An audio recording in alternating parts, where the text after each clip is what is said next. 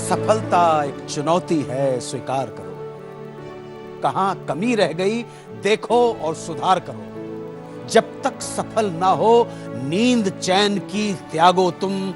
संघर्षों का मैदान छोड़ मत भागो तुम।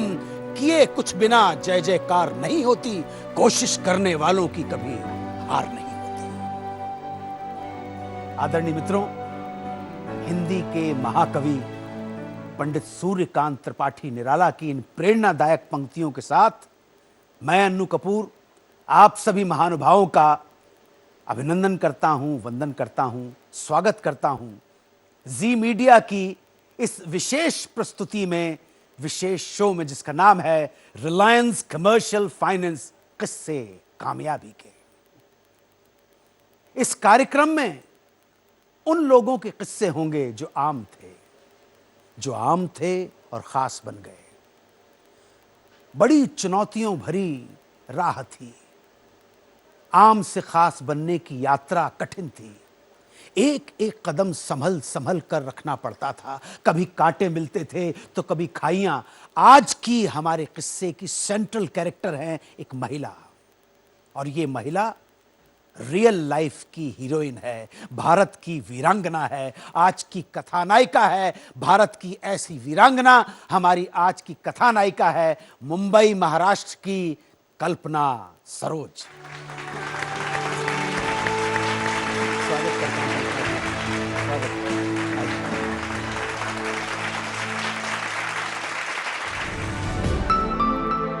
महाराष्ट्र के अकोला जिले में एक पुलिसकर्मी के यहाँ कल्पना सरोज का जन्म हुआ। परिवार ने तब के सामाजिक परिवेश को देखते हुए महज 12 साल की उम्र में आपका विवाह कर दिया। आपका वैवाहिक जीवन सुखद नहीं रहा। इन सब मुश्किलों के बीच आपने परिवार को संभालने की बहुत कोशिश की, लेकिन पति के अत्याचारों का अंत नहीं हुआ। आखिरकार आपके पिता आपको घर ले आए। समाज के ताने सुनकर आपने अपने जीवन का अंत करने तक का फैसला ले लिया, लेकिन होनी को यह मंजूर न था। आखिरकार आपने अपनी जिंदगी को नए सिरे से शुरू करने का मन बनाया और मुंबई आकर सिलाई का काम शुरू किया। जरूरतें पूरी नहीं हो रही थी तो आपने कर्ज लेकर फर्नीचर का काम भी शुरू किया। कुछ पैसे जुटे तो कल्याण में एक जमीन खरीदी और वहां एक बिल्डिंग का निर्माण करवाया। साल 2000 में डूब रही कमानी ट्यूब्स के कर्मचारियों के अनुरोध पर आपने उसका अधिग्रहण किया और 11 साल की अथक मेहनत से उसके घाटे को फायदे में बदल दिया। समाज के लिए किए आपके उल्लेखनीय काम के लिए आपको साल 2013 में भारत सरकार ने पद्मश्री से सम्मानित किया।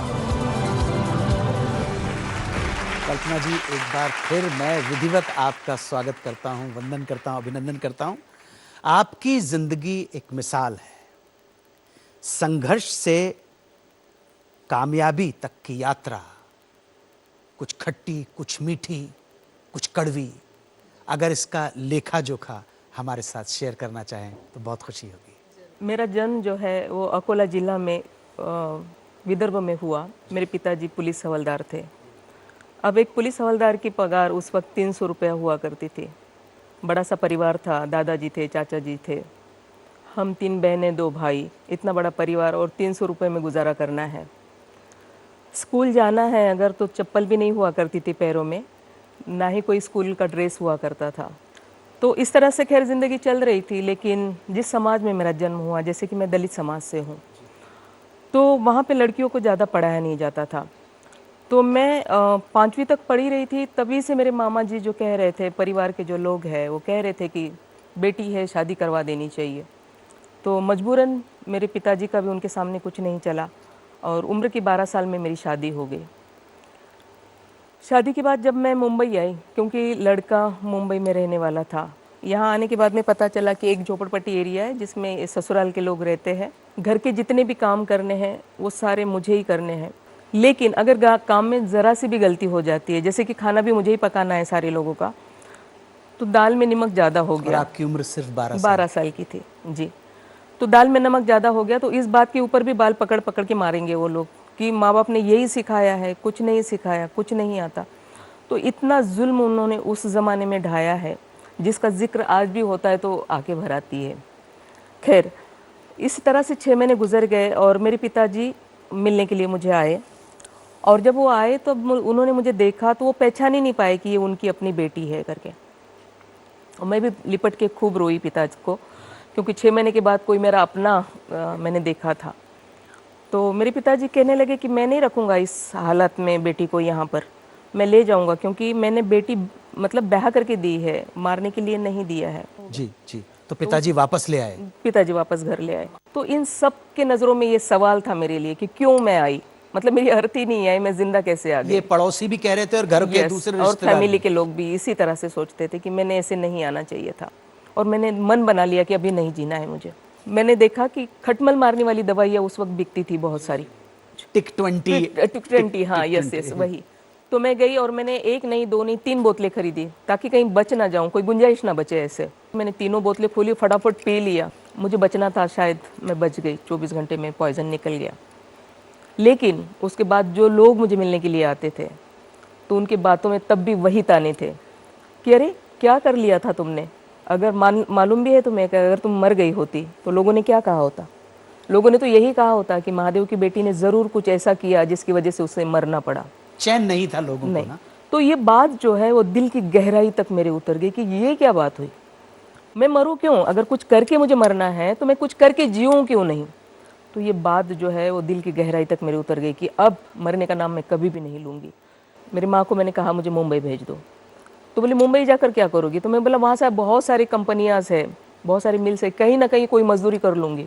तो इस तरह जो मैं 5-6 साल नहीं, 1-2-3 साल में काम करती रही, उन्हीं के साथ रही, तो काफ़ी सारे पैसे मेरे इकट्ठे हो गए थे। लेकिन इसी बीच मेरी एक बहन जो मेरे से छोटी थी वो अचानक बहुत बीमार हो गई। तो इसका मेडिकल का खर्चा मैं उठा नहीं पा रही थी और वो मेरी बहन मर गई। तो मरते टाइम पे उसकी आंखों में जीने की चाह थी और वो कह रही थी कि मुझे जीना है, मुझे बचा लो, मैं जीना चाहती हूँ दीदी, मुझे बचा लो।